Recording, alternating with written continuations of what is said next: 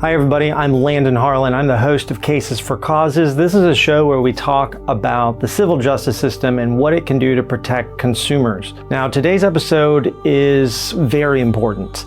We are talking about online gaming and how predators are using the platforms to groom and sexually exploit children.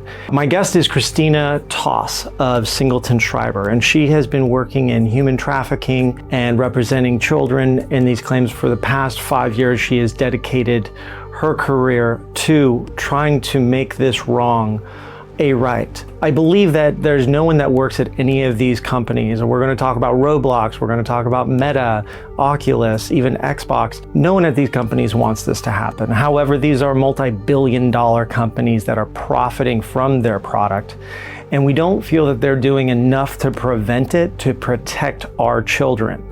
So if you're a parent, we did the best we could to condense this into a 25-minute episode so you can digest it and understand how to look for signs and symptoms if a child is potentially being groomed or exploited online, what you can do, a little bit of how to talk to them, and hopefully be able to share this with other parents, teachers, grandparents, neighbors, friends, anyone, so that we can put an end to this endemic and really protect our children in the future. So I hope you can set aside 25 minutes to give this a watch. If you have questions, if you have ideas, suggestions, comments, please post those below. It's a very important episode, and I'm going to get right to it, and let's turn it over to Kristina. Thank you for watching.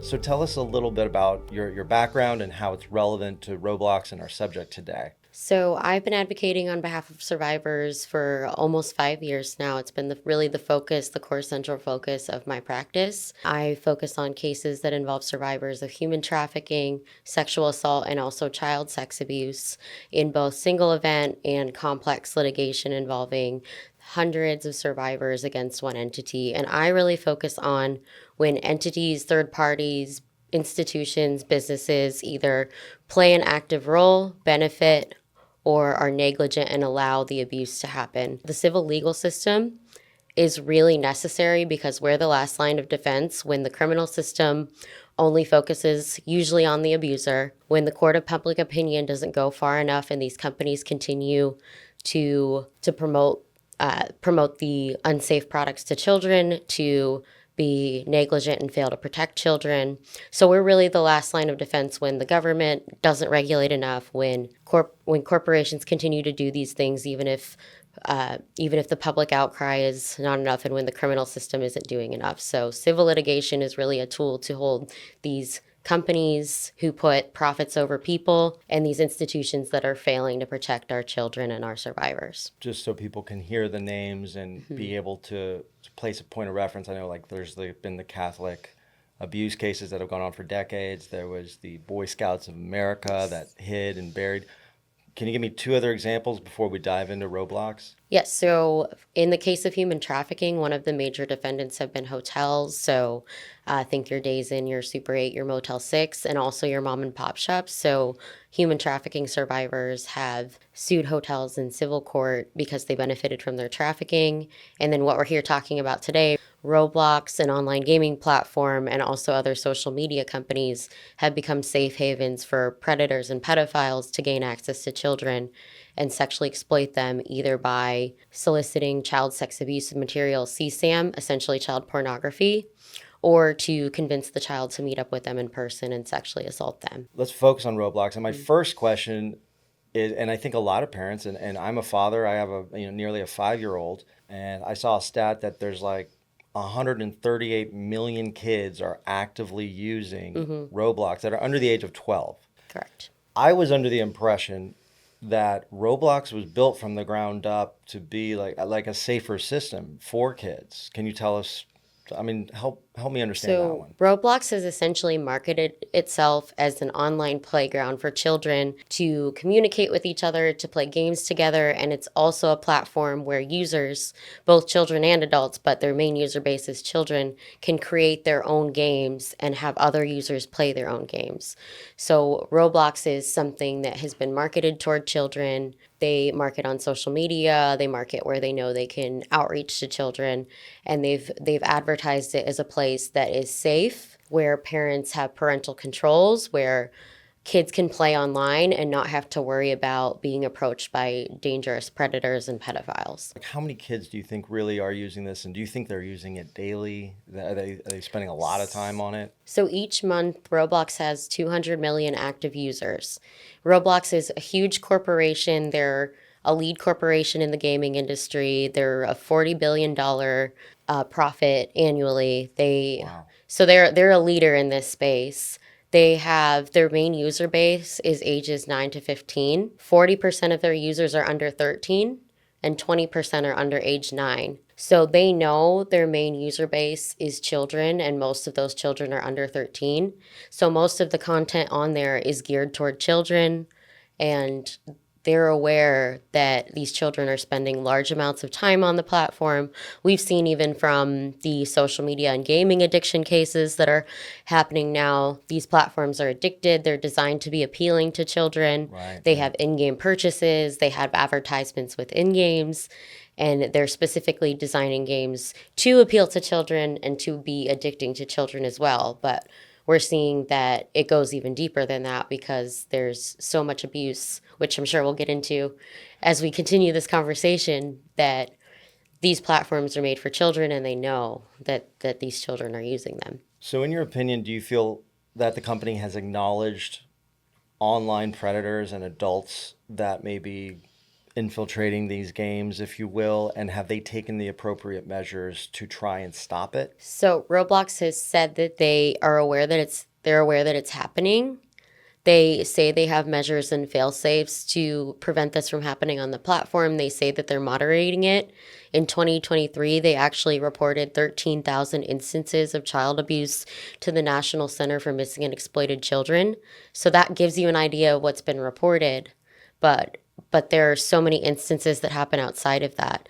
So Roblox has represented that it is aware of these incidents, and they advertise and they make promises to parents that they take measures into account to address them. So they say they moderate content, they say they moderate chats, they say they have reporting features. So they make all of these promises and assurances, and they say they're getting out ahead of it and that it's safe. But at the end of the day, they fail to actually take measures that are meaningful. So they're not, up until recently, they haven't done age verification. They haven't limited who is able to be in a chat. So say a 13-year-old is on Roblox. They recently started to do age verification using AI, where you take a photo of yourself, and there have been mixed reports of success of that. But in the past, and for many, many years, adults were getting on, they were misrepresenting that they were a child, and they have been approaching children on the platform. And Roblox didn't have any policies and procedures to screen that. They say they have parental controls, but they're ineffective. And in the case of Roblox and some of these other applications, which we can talk about as well, these parental protocols can be overridden. They're faulty, they're defective. They're essentially designing a product that is not working the way that it's intended to and the way that it's been promised. What can you tell us in terms of numbers of how many you are representing? And I understand it's very early and there may be confidential matters there, but what can you tell us and share about what's happening in the country and how often this is happening? So we know that this is more common than we previously thought. There are hundreds and thousands of cases out there of children who have been abused on Roblox and also on other platforms. Some of the other platforms that have been implicated are Discord, which is a messaging app, Snapchat, which is the photo messaging app with the disappearing photos, also Meta, which is the parent company of Instagram. We've even seen a few cases that involve VR chat and the Oculus headset. So this is widespread. It's happening on a lot of different platforms.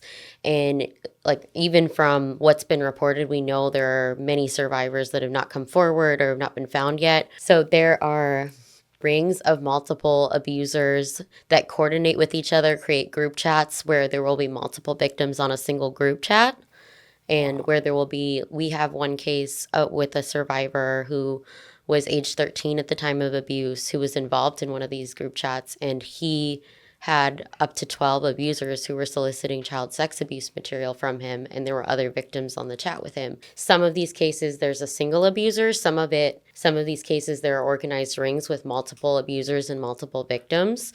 So it doesn't always take one form either. But to give you an idea of the scope of survivors who have come forward in the legal system, currently there are about 80 cases filed on behalf of survivors against Roblox and these other platforms.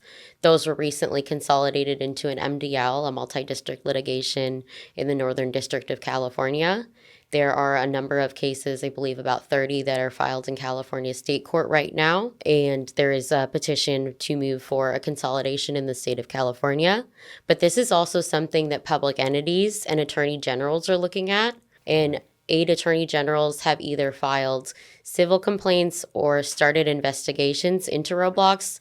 I believe one state has even started a criminal investigation into this widespread abuse that is happening on the platform. So this is something that states are starting to pay attention to, and it's a growing consortium of states. So it might be something that we see more AGs hopping onto and joining this lawsuit. So there are multiple different fronts and playing fields, and it looks a lot of different ways in some of these lawsuits. There are lawsuits where survivors were approached by an abuser on the platform and were transitioned off to other platforms like Discord and Snapchat, where they either sent the abuser child sex abuse material or they were coerced and groomed and eventually built enough trust to meet the abuser in person, and many of them were sexually assaulted, raped. There have even been cases where children have committed suicide because of this. So these cases they're extremely disheartening, they're heartbreaking. They're some of the hardest cases, truthfully, that I've ever worked on, and I've talked with a lot of survivors in a lot of different circumstances, and talking to these children and these parents breaks my heart. And they're some of the hardest conversations that I've had, to be honest. Yeah. You're taking a lot it is, on your shoulders in hearing that. The fact that this is happening on such a large scale, it's a failure of our society and our institutions, and it's even I feel like our entire system in a way is accepting some of this behavior, and it's happening. It's like, look at the Epstein files, it's something that we need to really fight back and push against, and using the civil legal system is one powerful way to do that. And you say AGs, meaning attorney generals of certain states, and I understand multi-district litigation, MDLs, is just kind of a lot of legalese that it's all about streamlining and making things more efficient so you can recover and you can actually get a judgment against a corporation. But people in all 50 states of the U.S. can still come forward and do something about it. Because I know you mentioned things are getting consolidated in California, but even if someone's in Maine or Arkansas, they can still come forward. It's just a matter of efficiency. It doesn't impact them. Right. So survivors they come from all different states. This isn't targeted to one area. This isn't targeted to one state. Frankly, it's probably not even targeted just within the U.S. It's happening nationally. These survivors are coming forward and raising awareness about this. It's an epidemic. Yeah. It's a reckoning. We are starting to realize the abuse that happened in schools and on playgrounds and in public places is happening online, and it's widespread. It's becoming easier. These predators can just create accounts and find children, groom them, and easily gain access to them. And it's happening on such a widespread scale. Sometimes they've got a whole ring and a whole organized group. So it's just become so much easier for this to happen online. And these companies like Roblox, Discord, Snapchat, Instagram, even Xbox, we've seen cases that involve Xbox. It's happening everywhere, and it's because the predators know they can easily create accounts and easily gain access to children. There was a lot of women recruiting other women for the Epstein files, and that makes me wonder, and based on what you've heard in terms of stories, is there any kind of, because I immediately think it's pedophile males. Is that true, or is it a mix of males, females? Is there anything like that people can better understand? So the majority of cases that I've seen have been males recruiting both underage males and underage females. There have been a few cases where the abuser was a female, but most of what we see is older males impersonating a child, pretending to be a child. And sometimes they may not tell the victim at first that they won't be clear about their age. They may approach a survivor who is a 13-year-old boy. They may pretend to be a girl. They may say, I'm a 12-year-old girl. They may form a relationship. They may become friends. Right. They may even believe that they're dating. Wow. And sometimes they reveal their identity. Sometimes they don't. And they ask for photos. They may convince them to meet them. And they may not know they're an adult until they actually meet them in person in some cases. And they wait until they go through a process called grooming where they build trust, they become a significant other, they become a friend, they become a confidant. So the victim is sharing all kinds of personal information, all kinds of thoughts and feelings. So they think it's someone that they trust. So they build that trust first through the process of grooming. And then once that trust is built, they know they've got that survivor in a position where they can either get the child's sex abuse materials or get them to meet them in person. Shocking, yeah. So, I could see a kid who's 12, 13, prepubescent, going through a lot, and they have a friend online. It's their online friend that they chat with, and they share stories, and they're going through the same things, but really it could be just a disguise as a predator that is grooming. We got to get some advice out there to the parents so they can help educate maybe their children and be interested in inquiring, hey, who are you talking to online and who you talk to in that game? And let me see, right? So what would you say to the parents about all of these things, whether their kid has been subject to this or just as preparing them with something to make them a better parent? What parents can do, and take this with a grain of salt, I'm not a parent yet, so but just like what we see with these cases and what's important to do is knowledge is power. Learn about these platforms. And I know it's hard, like technology is always changing. I'm even getting to a point where I can't use some things and I'm learning, but really learning how these platforms work, seeing what your child is seeing on these platforms and understanding, are there parental controls available? How do they work? Implementing them. Roblox does have a few features you can enable. Apps like Discord and Snapchat do. They are faulty, but just making sure you enable them and then doing the follow-up to check and make sure that they're working.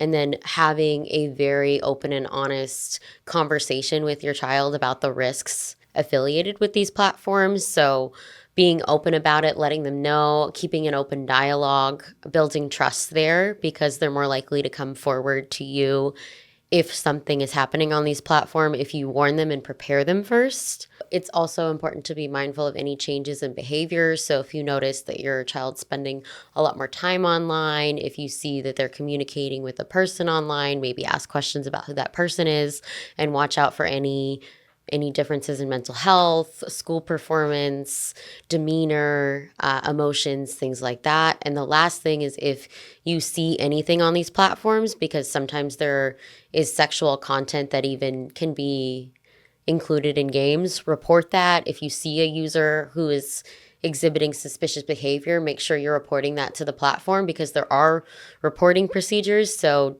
if you see it, say something, and that may prevent it from escalating any further. The next thing I'll say is if you have a child that has been impacted by this, know that it's not your fault. This is happening because these platforms have failed to take measures to prevent this. They know it's happening and they allow these predators on their platform. So no, it's out of your control. You want to protect your child, but there's only so much you can do sometimes. And this happens because these companies have not implemented safety measures. Yeah, it sounds like the parents really need to be more curious than judgmental and take the approach of not like, who are you talking to and tell me everything, because the kids are going to bottle up, right? But instead get really curious, maybe even say, oh, I've had an online friend, or maybe that's terrible advice, but something to get them to open up. I think a parent can make a decision of what works best for their child, but have that curious talk and try to get it out and pay attention to those emotional cues and changes. Maybe, a sudden frequency in being online far more, less interest in sports, being outside or some other game, right? Some shift occurs. That makes a lot of sense. I could see how that could come down, and how it could be overlooked just being busy. What are the type of things that someone can do if they're going to come forward? They've decided, look, we're going to contact a lawyer. It's time.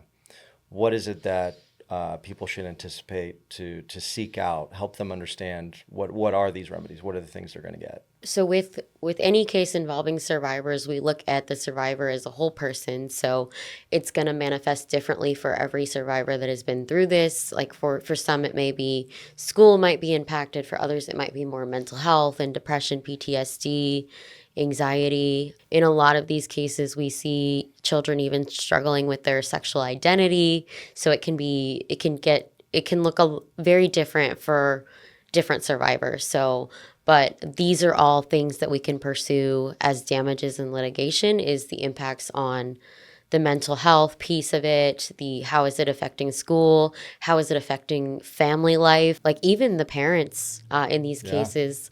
I've talked to parents and moms who are seeking therapy because this has impacted them vicariously, and a lot of times they're even plaintiffs in these they're plaintiffs in these lawsuits when their children are minors after, like, But they at the must feel time. terrible. Yes. They must feel like they failed as a parent. Yes. And it's like, how could you know with, you didn't grow up with, I didn't grow Right. up with this, or, I would know to think about that when my kid was young. Oh, I should think about an online predator reaching out to him through a kid's game that is marketed as being safer because it's a known problem. When this happens, it's really something that is felt through the entire family too. It's affecting everyone. It's affecting the parents. It's affecting the child. We see a lot of kids that struggle with even like feeling like if the gaming platform is taken away, they feel like it's almost like a punishment. So navigating that for parents can be really hard, is like, what's the right amount of taking it away versus exposure time? So there are a lot of different iterations of how this can impact children. We see it a lot of times with impacted school performance, like they may have been getting really good grades before, and then they stop caring, they withdraw, they start to misbehave in school. So even there are behavioral impacts to it. A lot of our clients struggle with like PTSD and anxiety and depression. Some children even struggle with suicidal ideation. One case that was filed in California involves a child that did commit suicide because of this abuse. So there are really heartbreaking and heart-wrenching impacts that these abusers have on these children. It messes up their ability to have healthy relationships in the future. It destroys their ability to trust people. There's just so many different ways that it can impact these children and these parents too. So, Kristina, you're working in this technology products liability where we look back over the past 7 decades where, it used to be asbestos was in our homes, this building material that caused cancer that nobody knew about. Everybody thought it was the world's greatest thing. And now it's off the market, right? And tobacco and cigarettes didn't cause cancer until they did. And we see this with products, and it's like you're working on that next generation of a product that is harming people. And hopefully through your efforts, the end goal is that this stops. And somebody has to come forward and do that. And I respect and I appreciate you coming in to enlighten me about it. I hope it shares with more parents so they know what to do, they know what to look for. And I imagine there may be some other attorneys that might hear about this. Anything you want to share to an attorney or tell them if they, have something like this come in as a phone call? So first off, I'll say it's really important if you handle these types of cases. It's so important to be trauma informed, to make sure you are doing training, to make sure you and also your staff know what trauma looks like, how it manifests in these clients, how it manifests in your staff, like vicarious trauma. All of that is really important, and it's necessary to be able to handle these cases and give these survivors the representation they deserve. So it's important to be informed. It's also important to understand that you are being entrusted with telling the survivor's story. You raise a really good point about being trauma informed, and I don't know if people truly understand how deep that cut can go. It's not just a workers' compensation case, and whether someone is a parent or they are a lawyer, being trauma informed and really understanding. And I think getting reliable answers that a family can count on is a duty and something that every parent wants. So I hope people do reach out to you. I know they can go to singletonschreiber.com. They can Google it. You will find it. And then you have, I know you only keep one kind of social media, Instagram, right? Yes. What's your social media handle there? Kristina Aiad-Toss. Okay, I'm sure they can find it. And otherwise, I hope you go kick Roblox ass. This is really a case that has affected too many survivors, and it's been going on for too long. So I really do hope we hold these companies, Roblox, Discord, Instagram, Snapchat, VR chat, all of these companies accountable. And I do hope we kick their asses and take them down, because this cannot be happening. This can't be continuing. Yeah. It's affecting too many of our children and too many families. Yeah. You're fighting for a good cause. Thanks for being here. Thank you for having me, and thanks for talking about this important topic.